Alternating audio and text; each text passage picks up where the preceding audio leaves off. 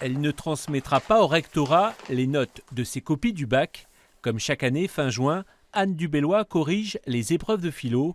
Mais vent debout contre les réformes proposées par son ministre de tutelle, ce professeur a décidé cette fois de faire de la résistance.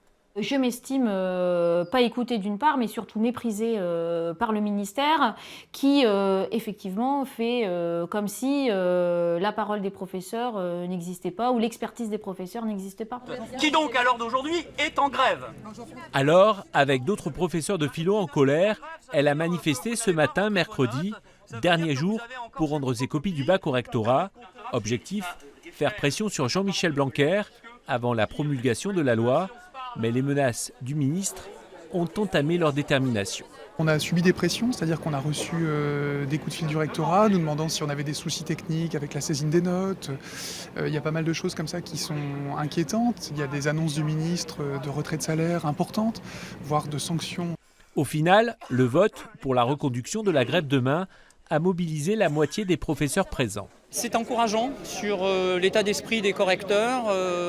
En notre âme et conscience, on a essayé de ne pas céder ni à la peur ni à la colère. On demande un moratoire sur cette réforme, un moratoire sur les programmes, une vraie consultation de la profession.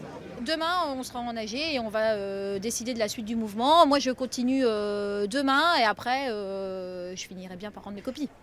3000 copies sont concernées par ce mouvement dans l'académie. Autant d'élèves qui risquent de ne pas avoir leur résultat du bac vendredi.